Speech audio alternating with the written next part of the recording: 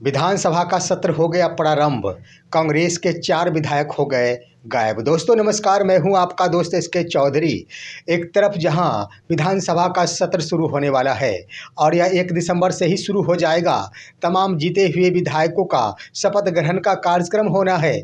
वहीं पर बीते 1 दिन पहले ही कांग्रेस के 4 विधायकों ने आखिर गायब होकर बिहार की सियासी में हलचल मचा कर रख दिया है। आइए दोस्तों, इसका खुलासा अब तो आरएलजेपी के राष्ट्रीय अध्यक्ष चिराग पासवान ने भी खुले रूप से कर दिया है कि हमारे संपर्क में कांग्रेस के कुछ विधायक हैं। दोस्तों आइए इस पर विचार करते हैं और विस्तृत रूप से यह जानने की कोशिश करते हैं कि कांग्रेस के 4 विधायक आखिर कहाँ हैं, किसके साथ जाने वाले हैं। क्या विपक्ष के रूप में तेजस्वी प्रसाद यादव नहीं रह पाएंगे? इस पर विस्तार पूर्वक चर्चा करने से पहले मैं आपसे गुजारिश करना चाहूँगा, अगर आपने अभी तक हमारे इस चैनल शौर्या हिंदी न्यूज़ को सब्सक्राइब नहीं किए होंगे तो कृपया अभी सब्सक्राइब कर लेंगे। दोस्तों कांग्रेस के 4 विधायक गायब है और गायब होने की सूचना उस वक्त मिली जब सबसे पहले तेजस्वी प्रसाद यादव के द्वारा बीते 2 दिन पहले महागठबंधन विधायक दल की बैठक बुलाई गई थी। सबसे बड़ी बात ये रही कि 35 विधायकों में 31 विधायक वहां पर उपस्थिति दर्ज कराए, लेकिन 4 विधायक वहां पर अनुपस्थित हो गए और ये चारों के 4 विधायक नवनिर्वाचित कांग्रेस के विधायक थे। अब आइए वहीं पर ठीक उसी दिन 29 नवंबर को ही कांग्रेस के द्वारा दिल्ली में कांग्रेस विधायक दल की बैठक बुलाई गई थी, लेकिन सबसे बड़ी बात ये रही कि कांग्रेस के 6 विधायक वहां पर उपस्थित रहे। अब यहाँ पर सवाल उठ रहा है कि वही कांग्रेस के विधायक दिल्ली में कांग्रेस के बैठक में उपस्थित हो रहे हैं, लेकिन यहाँ पर तेजस्वी प्रसाद यादव के महागठबंधन विधायक दल के बैठक में अनुपस्थित हो रहे हैं। इसके पीछे का राज क्या है दोस्तों, आइए हम बताते हैं। यहाँ पर इसका खुलासा सबसे पहले बीते दिन ही चिराग पासवान के द्वारा भी कर दिया गया है। जब कांग्रेस के विधायकों के बारे में 4 विधायक अनुपस्थिति के बारे में पूछा गया मीडिया के द्वारा, तब उन्होंने कहा कि कौन विधायक किसके साथ जाने वाले हैं ये मैं खुले रूप से नहीं कह सकता, लेकिन इतना मैं कह सकता हूं कि विपक्ष के कुछ विधायक हमारे संपर्क में है। यानी उन्होंने स्पष्ट कर दिया कि विपक्ष के कुछ विधायक हमारे संपर्क में है। उनका कहना था एनडीए के संपर्क में है। साथ ही साथ उन्होंने कहा कि वो किसके साथ जाएंगे ये बातें मैं नहीं बता सकता। यानी उनका कहना था कि बीजेपी के साथ जाएंगे या फिर जेडीयू के साथ जाएंगे।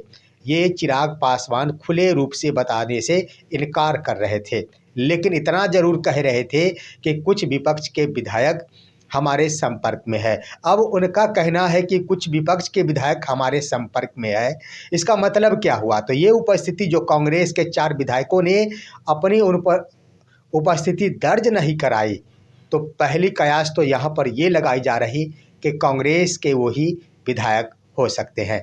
और दूसरी बड़ी बात कि एआईएमआईएम के भी 5 विधायक के संपर्क में ये खबर आ रही है, ये सूचना आ रही है एनडीए है। और सबसे बड़ी बात कि आखिर एनडीए है तो एनडीए में कौन दल, बीजेपी है या फिर जेडीयू है जो कि अन्य दलों के विधायकों को तोड़ने में लगी है।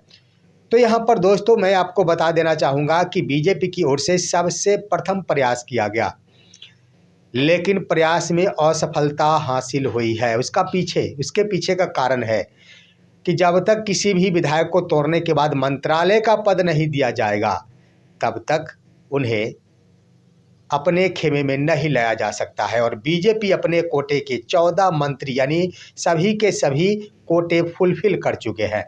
तो जो भी विधायक आना चाहेंगे वो जरूर देखते हैं कि जब मंत्रालय का पद फुलफिल बीजेपी अपने कोटे का कर लिया तो आखिर मुझे मंत्रालय कहाँ मिल सकता है। लेकिन यहीं पर नीतीश कुमार अभी भी अपने 6 मंत्रालय को सुरक्षित रखे हुए हैं। 14 में से 8 पर ही उन्होंने जिम्मेदारी सौंपी है और 6 मंत्रालय का पद अभी भी खाली है। तो जो भी विधायक इधर से उधर होंगे वह नीतीश कुमार के खेमे में ही जाने की पूर्ण रूपेण कोशिश करेंगे। और उधर देख लिया जाए तो नीतीश कुमार की मंशा भी है कि हम सबसे बड़ी पार्टी के रूप में उभरे, क्योंकि 85 विधायकों के साथ दूसरे नंबर पर है। और नीतीश कुमार की मंशा ये है कि हम 89 सीटों को पार करें। ऐसा क्यों दोस्तों? ऐसा इसलिए कि ऐसा करने के बाद जदयू बिहार की सबसे बड़ी पार्टी के रूप में उभरना चाहती है। और ज्यों ही सबसे बड़ी पार्टी के रूप में उभरेगी, उसके बाद गृह मंत्रालय के साथ साथ स्पीकर का भी पद नीतीश कुमार के खेमे में आ जाएगा, क्योंकि गृह मंत्रालय और स्पीकर का पद नीतीश कुमार के पास नहीं रहने से जदयू के ऊपर भी बड़ा खतरा है। क्योंकि जदयू के नेता विधायक भी तोड़े जा सकते हैं, इसमें भी कोई संशय नहीं।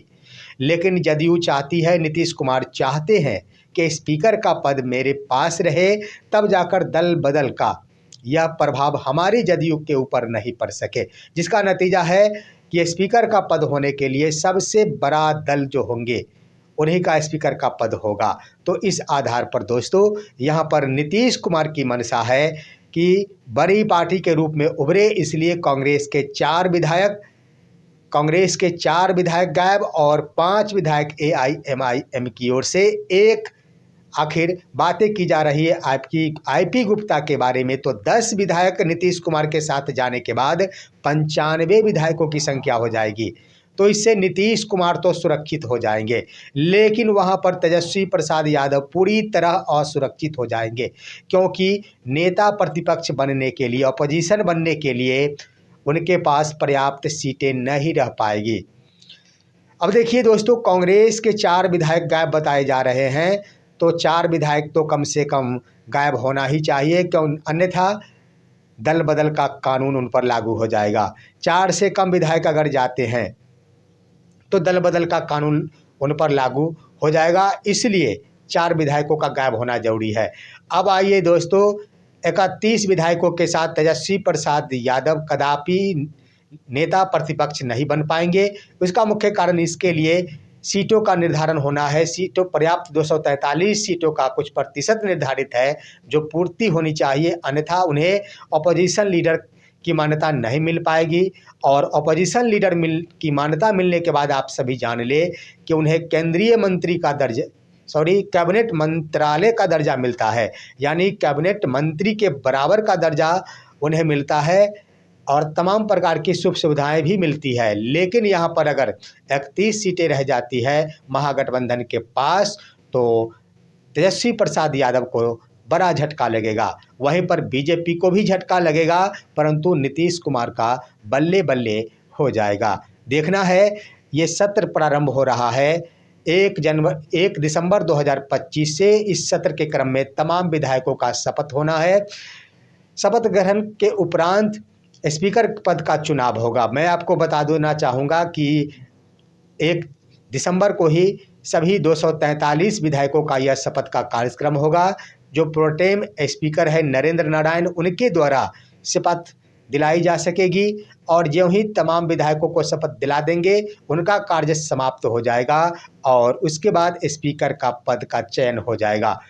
तो संभवतः ये 2 दिसंबर को स्पीकर का पद का चयन हो सकेगा। तो इससे पहले शपथ में शामिल जरूर होंगे कांग्रेस के वो विधायक।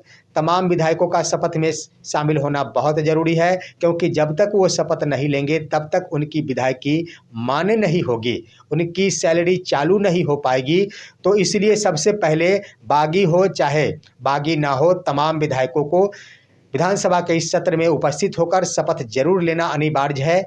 इसलिए उपस्थित जरूर होंगे, लेकिन खेला की बातें कह दी जाए तो 2 दिसंबर को जब स्पीकर के पद का चुनाव हो जाएगा और स्पीकर जब नियुक्त हो जाएंगे, उसके बाद दोस्तों स्पीकर के ऊपर बड़ी भूमिका होती है। जब भी कोई विधायक इस दल से उस दल में जाएंगे, स्पीकर ही उन्हें स्वीकृति प्रदान करेंगे। तो यह 2 या 3 दिसंबर से प्रारंभ हो सकता है, लेकिन इतना 2 दिन काफ़ी अहम माना जा रहा है।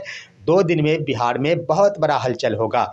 हलचल के क्रम में विधायक इधर से उधर जा सकते हैं। और दूसरी बड़ी बात कि स्पीकर के पद को लेकर बीजेपी और जदयू में जो ठनी हुई है वो भी एक बड़ा रूप ले सकता है।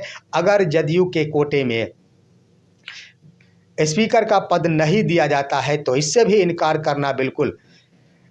नहीं इनकार किया जा सकता है कि नीतीश कुमार पाला नहीं बदल सकते हैं। ये है आज की खबर। देखना है क्या कुछ होता है। आप सभी हमारे इस वीडियो को लाइक कीजिए, अपने दोस्तों के पास शेयर कीजिए और अब दीजिए अपने दोस्त को इजाज़त। हम फिर मिलेंगे आपसे अगले वीडियो में। तब तक के लिए नमस्कार।